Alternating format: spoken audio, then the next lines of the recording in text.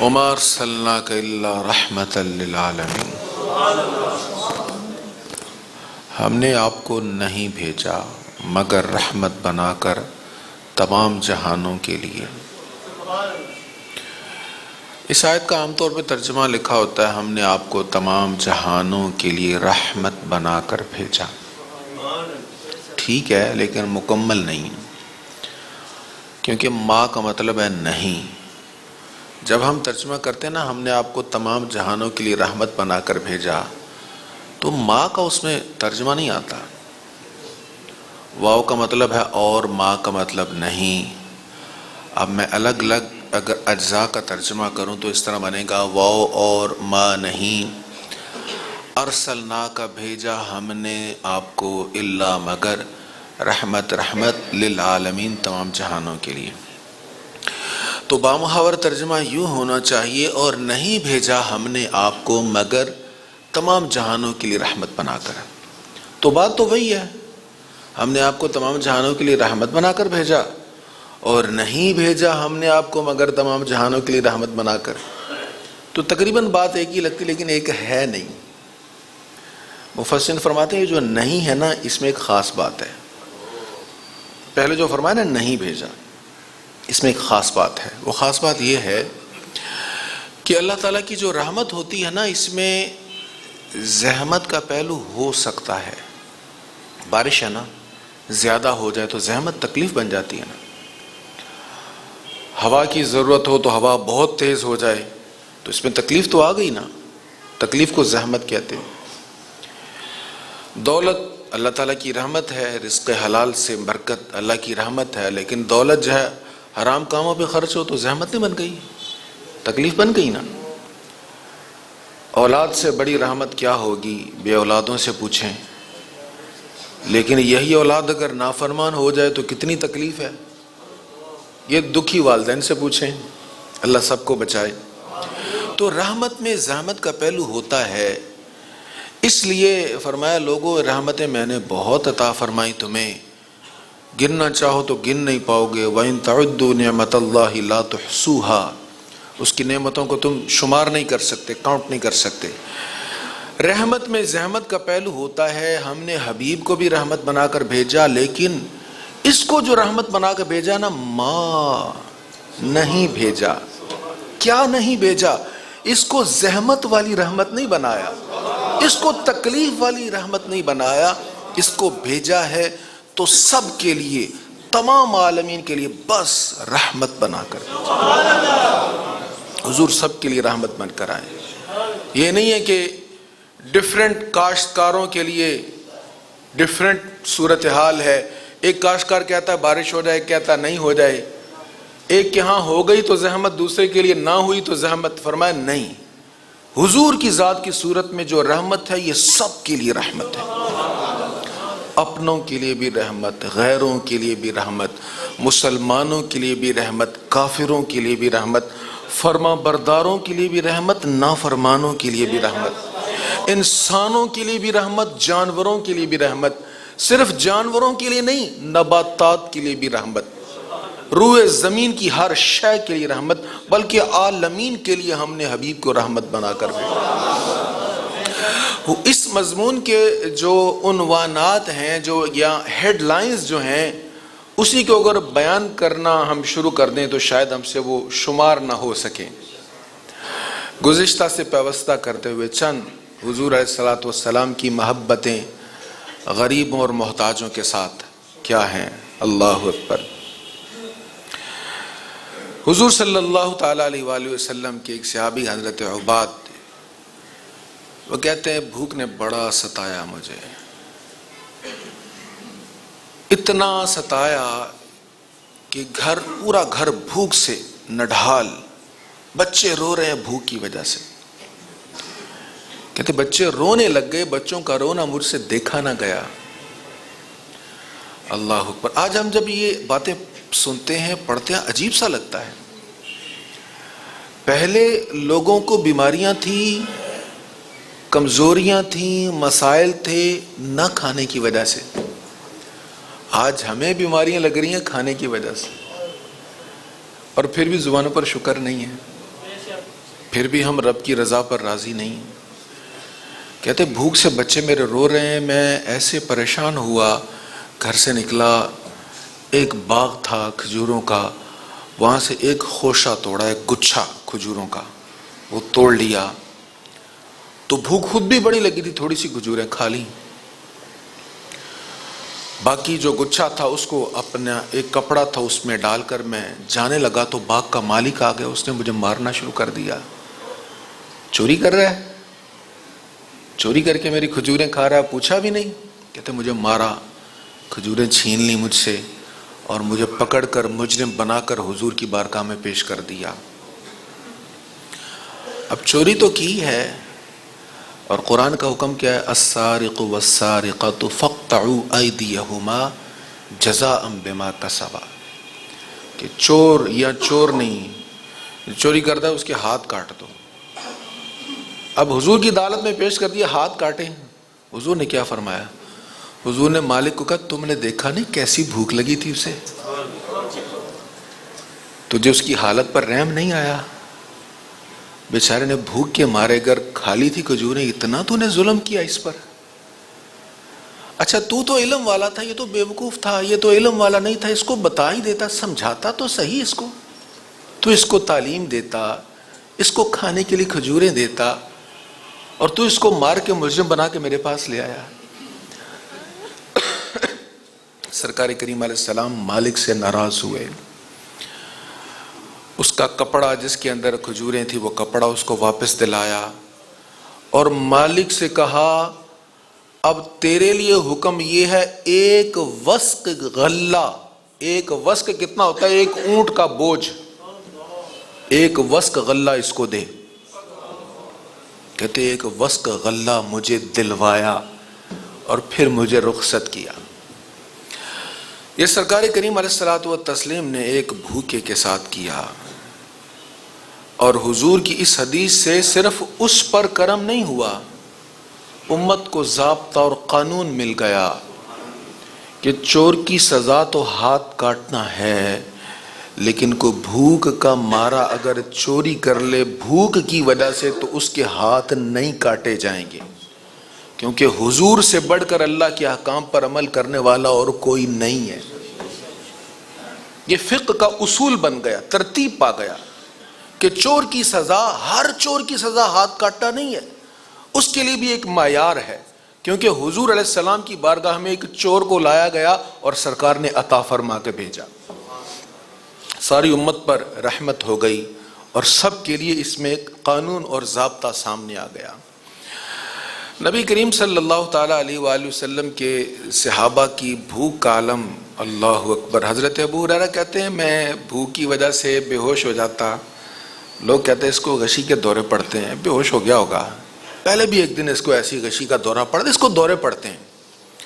کہتے دورے دورے نہیں پڑتے تھے مجھے، میں بھوک کا مارا بے ہوش ہو کے نقاہت سے گر جاتا تھا، میں لوگوں کی باتیں سن رہا ہوتا تھا، لوگ سمجھ رہے تھے دورہ نہیں ہوتا تھا، بھوک ہوتی تھی۔ یہ اصحاب صفہ میں سے نا 70 اصحاب تھے ایک وقت میں تقریباً، جو حضور کی بارگاہ میں بیٹھے رہتے اور حضور کی حدیثیں سنتے رہتے، ذریعہ معاش کے لیے کہیں نہیں جاتے تھے، لیکن خودداری کمال کی تھی، کسی سے مانگتے نہیں تھے۔ کہتے ایک دن مجھے بھوک نے بڑا ستایا تو میں ایک راستے میں کھڑا ہو گیا، ایک صحابی گزرے، میں نے ان سے مسئلہ پوچھا، مقصد یہ تھا کہ جب میں ان سے باتیں کروں گا تو میرے چہرے سے میری نقاہت کو محسوس کر لیں گے اور شاید مجھے کھانے کی صلح مار دیں تو میں صلح قبول کر لوں گا۔ کہتا توجہ نہیں ہوئی، سیدنا صدیق اکبر بھی آئے، میں نے مسئلہ پوچھا، مسئلے کا جواب دیا۔ اب مقصد مسئلہ پوچھنا تو تھا نہیں، مقصد تو باتیں کرنے کے ماحول میں ان کو اپنی حالت دکھانا تھا، اور خودداری اتنی تھی کہ مانگنے کو دل نہیں کرتا تھا۔ حضور کے مدرسے کے طالب علم تھے، یہ خودداری تھی، اے کاش کہ ہمارے ہاں بھی ایسا ماحول بن جائے۔ لیکن میں یہاں ایک گلے کے انداز میں ایک شکوہ کروں گا، بدقسمتی سے ہمارے ہاں ماحول ایسا ڈیولپ ہو گیا کہ ہم نے سمجھ لیے کہ دین پڑھنے پڑھانے والے ہوتے ہی وہ ہیں جو غریب ہوں، مفلوق الحال ہوں، ہاتھ پھیلانے والے ہوں۔ اللہ کرے ہم کچھ ایسا نظام بنا سکیں کہ انہیں ہم خوددار بنا سکیں۔ انشاءاللہ۔ تو حضرت ابو ہریرہ کہتے ہیں میں پوچھتا رہا، کسی نے، سب جواب دیتے رہے، سوال کا جواب دیتے رہے، کسی نے میری بھوک کو محسوس نہیں کیا۔ اتنے میں حضور تشریف لے آئے۔ میں نے حضور سے بھی مسئلہ پوچھا، سرکار نے مسکرا کے دیکھا اور کہا ابو ہریرہ لگتا بھوک لگی ہے۔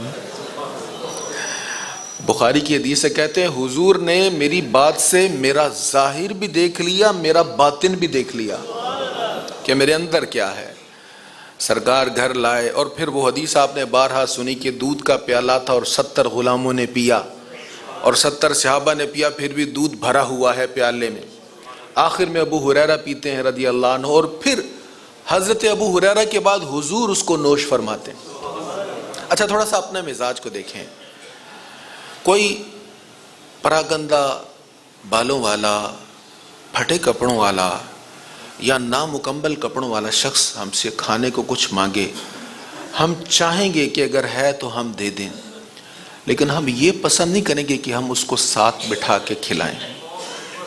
ہماری طبیعتوں میں ایک ہمارے حساب کی ایک الگ سے نفاست ہے جس کو ہم نفاست سمجھتے ہیں۔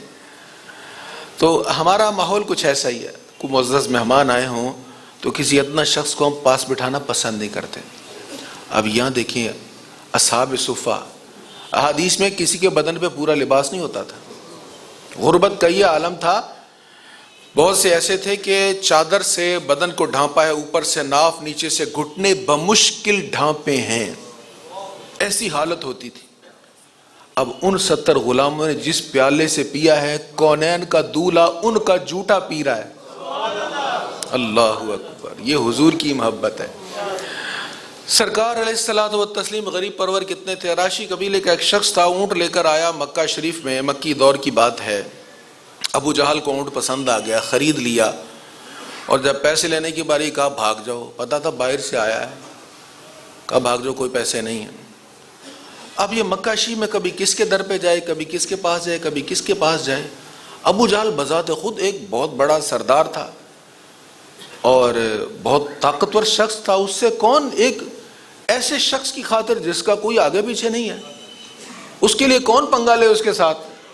تو ہم بھی کسی کی ہیلپ کرنے کے لیے پہلے دیکھتے ہیں نا اس کے پیچھے کون، اور جس سے مجھے بات کرنا پڑے گی یا جس سے میرا تصادم بن رہا ہے اس کی وجہ سے اس کی کیا حیثیت ہے، ہم یہ ساری چیزیں دیکھیں گے۔ اب حضور مکہ شریف کے حرم شریف کے ایک کونے میں ہیں، یہ حرم میں آیا، دیکھا کچھ سردار کچھ لوگ بیٹھے ہوئے ہیں، ان سے آ کے کہنے لگا یار میں راشی قبیلے سے آیا ہوں، بہت دور سے آیا ہوں، میرا اونٹ تھا بیچنے کے لیے یہاں آیا ہوں، ابو جہل نے میرا اونٹ خریدا، میرے پیسے نہیں دے رہا، تو کوئی میری ہیلپ کر سکتا؟ وہ سب ایک دوسرے کو دیکھنے لگے کہ اس کی کون ہیلپ کرے گا ابو جہل کے مقابلے میں۔ ایک کافر نے شرارتاً اس کو کہا جاؤ، حضور کی طرف اشارہ کر کے کہا جاؤ اس کے پاس جاؤ، وہ تمہیں دلا دے گا۔ مقصد یہ نہیں تھا کہ حضور دلا دیں گے، مقصد یہ تھا کہ وہ ان کا دشمن ہے، اور سرکار کریم علیہ الصلوۃ والتسلیم کے ساتھ ظاہری اعتبار سے، دنیاوی اعتبار سے کچھ لوگ بھی نہیں ہیں اس وقت، تو یہ ان کے پاس جائے گا، وہ اٹھیں گے تو ابو جہل ان کو تکلیف پہنچائے گا محمد صلی اللہ علیہ وسلم کو، تو خیال یہ تھا، تو شرارتاً اشارہ کر کے کہا جاؤ اس کے پاس جاؤ، وہ تمہاری مدد کر دے گا۔ یہ حضور کی بارگاہ میں آ گیا، سرکار کریم علیہ السلام عبادت میں مشغول تھے، حضور علیہ الصلوۃ والسلام نے نفلی عبادت کو موقوف کیا، اس کے ساتھ اٹھ کر چل دیے۔ سرکار اس کے ساتھ جاتے ہیں، ابو جہل کے دروازے پہ دستک دی، باہر آیا، کہا اس کے اونٹ کی قیمت واپس کرو، اس پر کپ کپی طاری ہو گئی۔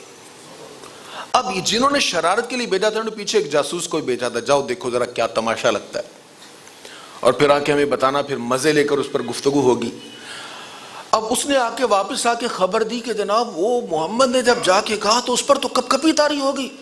وہ فوراً اندر گیا، رقم پوری واپس گنوائی اور اس شخص کو دی، اور وہ دعائیں دیتا ہوا چلا گیا۔ یہ لوگ بڑے پریشان، ابو جہل نے ایسا کیوں کیا؟ ابو جہل آیا تو کہنے لگے ابو الحکم، ہمیں پتا چلا کہ آپ نے محمد کی سفارش پر فوراً قیمت ادا کر دی۔ وہ کہنے لگا بات یہ ہے، جب محمد آئے تو میں نے دیکھا ان کے پیچھے ایک بہت بڑا اونٹ کھڑا ہے، اتنے بڑے جبڑے ہیں اس کے، مجھے لگتا تھا اگر میں نے انکار کیا تو مجھے زندہ کھا جائے گا۔ اللہ اکبر۔ تو اس سرکار کریم علیہ الصلوۃ والتسلیم کا معجزہ ضرور ہے، لیکن حضور علیہ الصلوۃ والتسلیم کی غریبوں مظلوموں کے ساتھ محبت اور شفقت کی مثال ہے۔ بہت سے محدثین نے اس واقعہ کو مختصر لکھا ہے، لیکن سیرت نگاروں نے اس کو طوالت کے ساتھ لکھا ہے کہ نبی کریم صلی اللہ علیہ وسلم جلوہ فروز تھے اور صحابہ کی محفل سجی تھی، علم و حکمت کی باتیں ہو رہی تھیں۔ ایک بوڑھی خاتون آ کے پیچھے کھڑی ہو گئی۔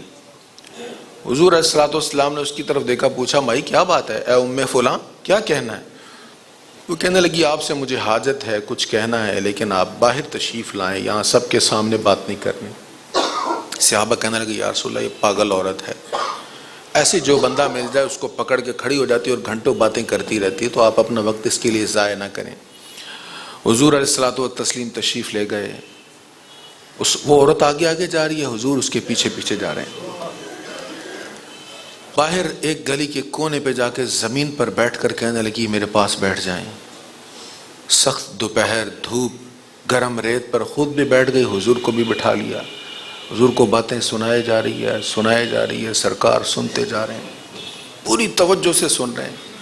اور احادیث میں یہ بیان ہے کہ حضور صلی اللہ علیہ وسلم سے بات کرتے ہوئے اگر کوئی حیرانگی کے انداز میں بات کرتا تو حضور کا چہرہ بھی ویسا ہی ہو جاتا، اگر کوئی مسکرا کے بات کرتا تو حضور بھی مسکرا کے بات سنتے، اگر کسی کے چہرے پر تعجب ہوتا تو حضور کے چہرے پر بھی تعجب ہو جاتا۔